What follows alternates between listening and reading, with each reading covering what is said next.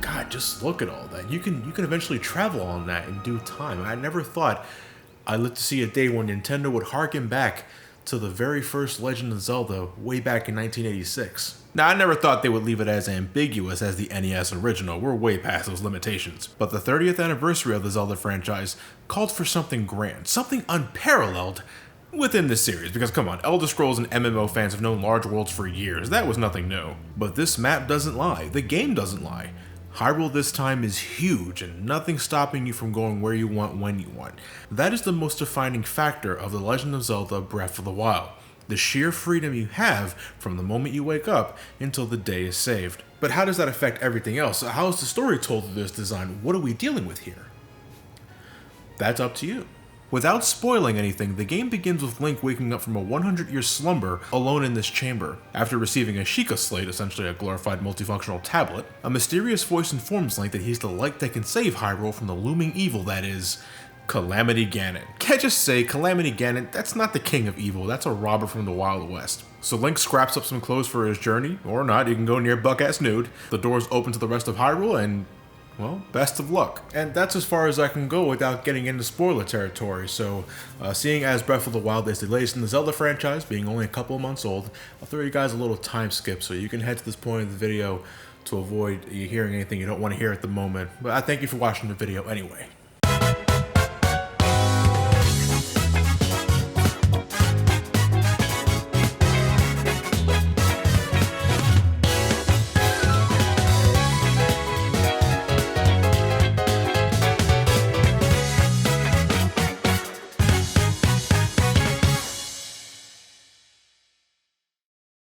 Okay, though you're not forced into this at first, you're heavily goaded into meeting this old man beyond the cliffside the moment you walk out of that chamber, almost like how the cave system in Zelda 1 just tempted you to head inside because it was one of the first things you saw when your adventure started.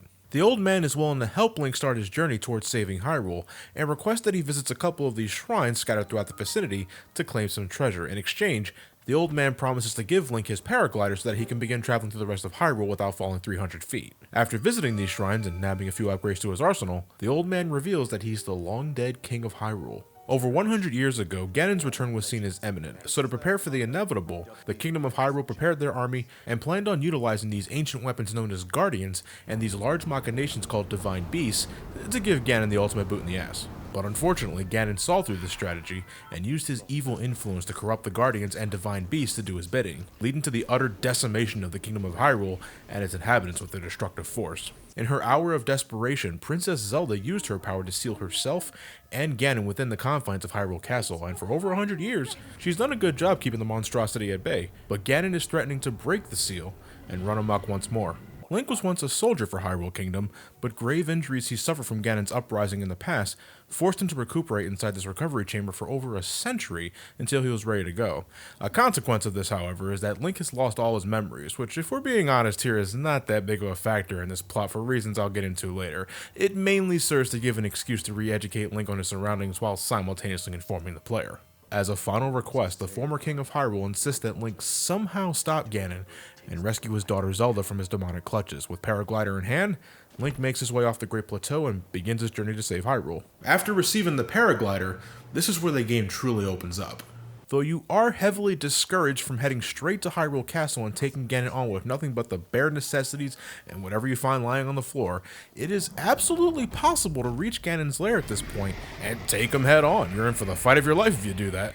But it is something you can actually do if you're tenacious enough. To give you some kind of idea, current speedruns of this game clock around 40 minutes from the moment Link wakes up to the final blow inflicted on Ganon using nothing but the tools the early part of the game hands to you. That is fucking insane, but that's how open this game is. If you'd rather not get your head blown off, most likely, there are a number of ways to prepare for the ultimate battle with Calamity Ganon. What Breath of the Wild sort of nudges you to do is locate the 4 Divine Beasts and reclaim them to help take out Ganon. Doing this will have you explore a ton of major areas across Hyrule. It's where you'll most likely meet with the Zoras in Zora's Domain, the Gorons up in Death Mountain, the returning Rito clan from Wind Waker, and the Amazonian Gerudos from the Gerudo Desert. A narrative setup that Ocarina of Time and Twilight Princess fans are sure to recognize, but this time, it's all entirely optional. Indeed, to understand this incarnation of Hyrule, the land you travel in, and the people residing in it, That requires going after the divine beast, but at the end of the day, the story of Breath of the Wild is really no deeper than previous entries and just as formulaic.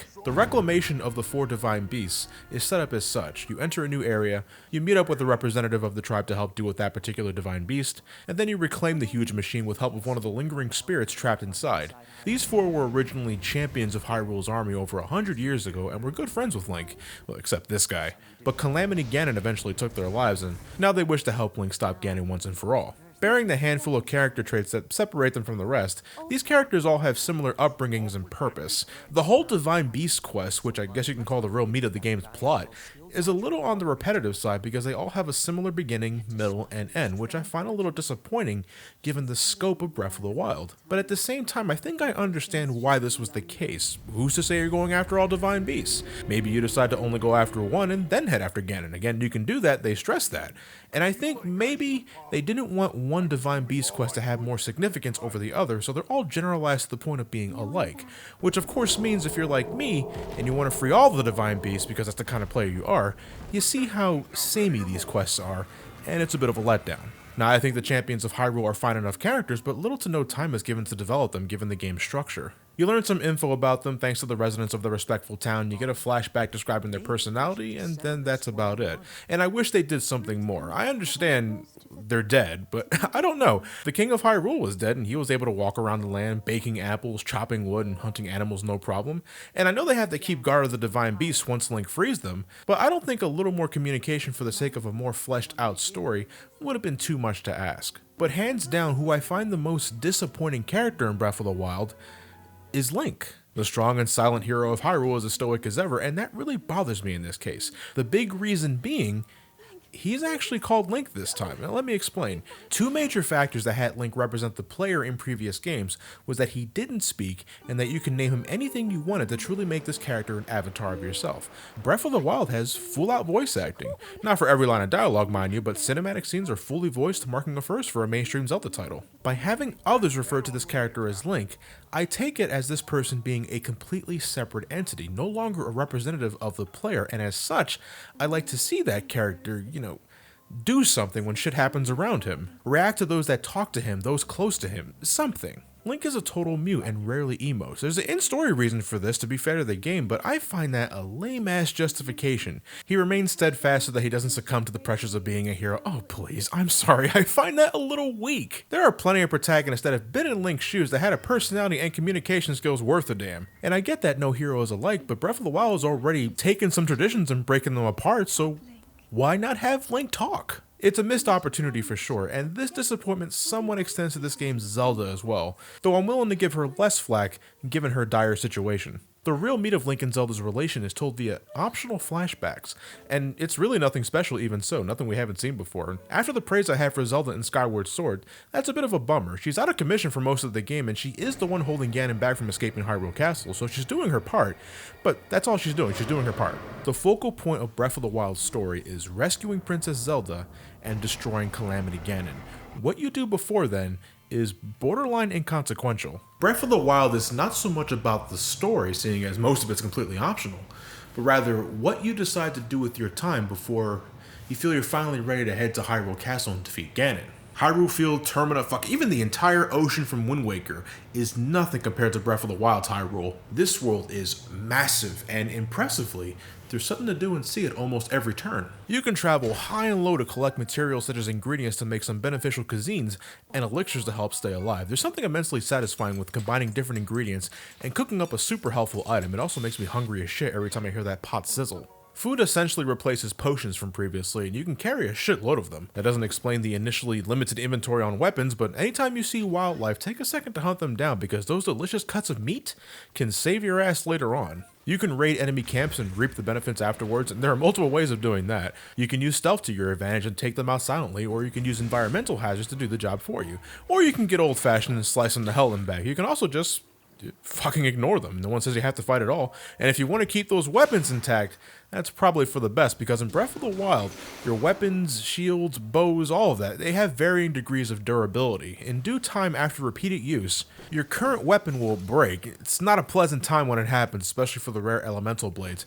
But Breath of the Wild gives you so many goddamn options to consider that, yeah, it blows, but There is almost always something close by that can help get the job done, and it encourages tackling scenarios in a different light. Maybe close quarters combat isn't the best idea here. Maybe you should pick them off with an explosive bomb arrow, or perhaps use your magnesis and let these metal crates do the job for you. There are multiple ways to do just about everything in this game. It's crazy, but a ton of fun when you can think outside the box. Or fuck it, use the box. Certainly the number of things Link can accomplish in this world is vast, but also not very Zelda-esque. I wouldn't say tradition was thrown completely out the window, but besides a sword, a shield, a bow, and some bombs, Link's arsenal is relatively low-key compared to other games, and it's mainly because of whether you even run into some of these tools or not. But just like other weapons though, they break after some time. Magic rods of elemental varieties, shit, even the boomerang. Classic tools are now more of a temporary occurrence, and what were once majestic treasures like, say, fire and ice arrows are now things you can simply purchase in shops. And there's also no hook shot. I mean, I could be really petty and call Breath of the Wild the worst game, but I'm not about to do that. And the paraglider is awesome. I did enjoy the Deku Leaf in Wind Waker, which is what the paraglider basically emulates. And the lack of a hook shot would be a small thing to gripe about anyway, as I'd be crazy to think traveling in Hyrule was no less breathtaking. Though the large absence of music could be a turnoff, it's strictly ambience for almost the whole adventure. Breath of the Wild utilizes a combination of the cel-shaded graphics from Wind Waker and the large color palette from Skyward Sword, a perfect mixture that's as delicious as a full recovery meat skewer. And it's because of Link's new ability to climb everything that makes it possible to view the scenery so often. No matter how steep, unless it's a ceiling, Link can grab any wall or cliff and get all Spider-Man up in this bitch. You can't climb forever as it drains stamina, but if you know where to place Link, you can reach stupidly tall heights. From here you can mark far off destinations with your map, get an idea of where to go, and maybe see something you didn't catch before, then simply paraglide to that spot. Paragliding was the quintessential form of travel for me. That and warping. Any major area or shrine that you visited, you could warp back to at any time, cutting backtracking down substantially. That's perfect. You can run on foot and get yourself a horse just like previous games, and horseback riding is the fastest way to travel on the ground. But to me, nothing beats climbing a mountain and paragliding. It's great to survey the area and see what's ahead. It could be a small village housing some side quests you can complete along the way, or perhaps a hidden cave system filled to the brim with goodies, or maybe it's one of the many shrines that stick out like a sore thumb. These are basically bite-sized dungeons, most of them coming with a unique challenge, ranging from a one-on-one confrontation with a mini-guardian, tilting a ball into a golf hole with motion controls, to setting everything on fire. Your reward for completing these are not only high-end weapons most of the time, among other things, but also spirit orbs. When you have a set of 4, you can trade them in for a heart container, increasing your health, or a stamina vessel, increasing your stamina gauge, returning from Skyward Sword. Shrines also fulfill the total dungeon quota in a sense. This is another tradition that Breath of the Wild sort of breaks. There aren't any real dungeons in this game, and that left me surprised. What's a Zelda game without dungeons? They're one of the most defining elements of the series. At first I thought that's what the Divine Beasts were going to be, and they're something of the sort, but nowhere near the type of length you'd expect from a classic Zelda dungeon, and they all share similar gimmicks, so they're not much in variety either. No, it's the shrines that pick up the rest of the slack, and there's over 120 of these sons of bitches across Hyrule. You don't have to do all of them, of course. By the end of my adventure, I only did around half of them. It's funny, because I knew how large this game was, or potentially could be, I thought I had a marathon of a game review ahead of me, but Breath of the Wild, with how much it leaves up to the player's discretion, is really only as long as you want it to be. It's all optional, from beefing up your defenses, getting stronger weapons, helping out the Divine Beasts, to even obtaining the Master Sword, the blade that, oh my god, is trying to kill me! But after using it enough times, it has to sit out and recharge for about 10 minutes before it's available again. And that was probably done to further encourage players to experiment with other weapons, even after getting what's known as the greatest of all swords. But it's like, since when has the Master Sword running out of energy ever been a thing in any other Zelda game? 5, what the fuck's going on in there? There's a 95% probability that you're taking a nap. Cut that shit out. The adventure you experience getting to the end, the joys and pains the world delivers to you, how you play the game, that's the real story. When Link stepped out of the Resurrection Chamber and I was greeted by a portion of Hyrule's horizon, I was like, whew, this is going to be something else. I saw the old man by the campfire, but I spent some time just wandering around, picking up apples, mushrooms. I found this sword in this isolated mountain in the river, and then after slaying some bad guys, I thought, okay, now I'm ready to get going. And that's a perfect summary for my whole adventure. I had a destination, but whenever I caught eye of something interesting or discovered another shrine along the path, I took a sidestep to get that activity done. Whenever there was a bombable wall, I blew it up. Whenever I saw a treasure chest buried in the ground, I used magnesis to pluck it like a vegetable. Now, in addition to bombs, magnesis, stasis, and cryonis are the main abilities Link can utilize in his adventure. Magnesis lets you grab anything metal and manipulate it to your liking. Cryonis lets you form ice pillars in any body of water, essentially eliminating the need for swimming if you're careful enough. and stasis is a whole other beast altogether. You freeze something in place for a couple of seconds, and while it's frozen, you can whack the object a couple of times, increasing its potential energy. When time's up, that potential energy becomes kinetic energy, and the thing just fucking launches in whatever direction you were aiming at. I solved several problems with this ability, and when used correctly, you can even use it to make Link a human catapult. Rock launch!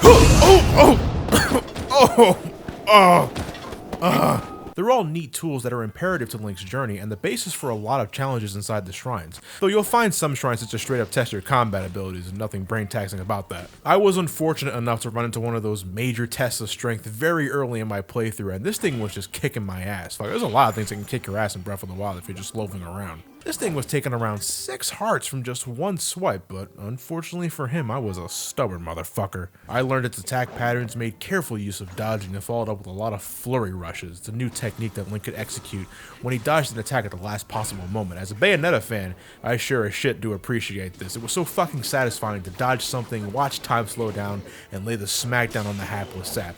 At least until my weapon broke in the middle of the combo, but what are you gonna do? It took some time, but I managed to kill the thing, and my rewards were some sweet fucking weapon drops and a sick looking shield. But this was only the start. Anytime I found a cool new sword, I was pretty giddy. In the back of my mind, I knew I shouldn't overuse these lest they shatter too quickly, but the fact that I was able to use some of these drops as shortcuts through shrines more than made up for their fragile state. I loved and both hated encountering guardians. Hated because, fuck me, if I didn't do anything about that laser, that was my ass. But on the flip side, this is where I learned that the shield bash from Skyward Sword works just as well here as it did there, and when I reflected its laser back into its eyes, I was like, yeah! Eat it, bitch! And then I took its bodily innards and made armor out of it. This shit looks ridiculous, but it's got great defense. I also love the barbarian armor, which I got from completing these labyrinths far out in the distance. It raised your attack power, and I'm always about that sort of bonus, especially against the likes of Lynels. Now these things didn't fuck around. They were aggressive as shit, could spot you from a long distance and pelt your ass with arrows with godlike aim. And Jesus Christ, look how much damage that fucker did with just one attack! But there was no enemy more satisfying to take down, whether I dodged its attacks at the right time, delivered some headshots with my bow and arrow, or mounted its back like a horse and slashed its fucking neck. When I killed the silver variation for the first time, which is apparently the strongest version of the beast, that felt good, though I'm gonna knock Breath of the Wild for this bit. It is kinda lacking in enemy variety. True to its origins, Breath of the Wild offers greater challenges later in the game, by simply taking a pre-existing enemy and giving it a different color. What starts as red soon becomes blue and then finally white by endgame, increasing its health and damage accordingly. I think it scales depending on how many shrines you complete, or maybe it has something to do with the number of divine beasts you've saved. Either way, kinda sucks given how large this world is. Like, I'm fighting the same types of mooks in Gerudo Desert that I just faced in Death Mountain. I traveled across Hyrule in a counterclockwise fashion, tackling whatever divine beast was in my way. I met up with the locals, who were all pretty nice. I liked the character quirks of each individual race. I played some mini games to earn some cash, accidentally ran into some Koroks that could help expand my inventory if I found enough of them. I helped free a dragon from Ganon's influence high atop some icy mountains. I mapped out the entire region, released some great fairies from their captivity so that I can strengthen my armor sets. I experimented with armor combinations. There was no area I felt I couldn't reach, no temperature I couldn't bear, and no mountain I couldn't climb. Unless it was raining, and then I couldn't do shit until the weather cleared up. When I had enough hearts, I went back to the Lost Woods and pulled out the Master Sword from its pedestal. Never in my life did I ever think they would bring back that concept from Zelda 1, where you needed a certain amount of hearts to get the sword upgrade. It's weird. And certain NPCs you could talk to that ended up being enemies in disguise, that's from Zelda 2. Breath of the Wild is filled with callbacks and references to previous games, a bonus veterans can relish in. I guess they were feeling nostalgic. 30 years is nothing to scoff at. I put about 40-something hours into the game when I felt I was ready to take on Ganon, and I think I overdid it. Because Link can climb almost any wall, and with the right divine beast power, I breezed right through the whole thing. Literally. I rode the wind with my paraglider and skipped a huge fucking chunk of it all in one fell swoop. Now, I suppose that's the price of freedom, but I'd rather be overprepared than underprepared. Breath of the Wild is something I would like to fully complete one day, and I got a long way to go apparently. After beating the game, I was only 14% done. But I didn't find it absolutely necessary to complete every shrine, to find every hidden Korok, to max out my armor sets, to find every piece of equipment out there. Who do you think I am? This man? Fuck out of here. I was able to get by just fine with the weapons I managed to find, the concoctions I brewed over an open fire, and having a relatively basic sense of curiosity. True, my adventure did end up being longer than my Skyward Sword run, but unlike previously, that was my choice and not because of an unnecessarily bloated structure. I did what I wanted, when I want it, and for Breath of the Wild to achieve that freedom and allow me to take control of that for the Zelda franchise, that's undoubtedly amazing, and the attention to detail is second to none. I remember a shrine where I had to carry an ice cube to the goal without having it melt, and sure enough the challenge was filled with flamethrowers and all that shit. But even at a standstill, I noticed the ice was melting anyway, and I'm thinking, oh wait, why is that happening? I'm nowhere close to the fire pillars, and it took me a minute to realize, oh wait, it's because I have my fire sword on my back. That's annoying, but that's incredible! And I realize, again, if you played an open world game like Breath of the Wild previously, this is really nothing new, it's just Zelda's variation of it. If you're looking for something a little more traditional, Breath of the Wild's radical shift in focus might be a little alienating at first. The fact that your weapons can break, the lack of real dungeons, the almost entirely optional storyline, the unorthodox setup of tools at your disposal, I don't think Breath of the Wild is like going from Mario to Final Fantasy, but don't expect the standard Zelda adventure. Breath of the Wild still recognizes that it's a Zelda game, it's just a different type of Zelda game this time, one that we haven't seen in about 30 years in terms of direction. The world is your oyster in Breath of the Wild, but it's ultimately up to you with what you do with it. This is definitely a keeper, that's for sure. As to where it ranks in my pantheon of Zelda games, that's pretty hard to say at the moment. Like, I don't see myself starting a fresh file on this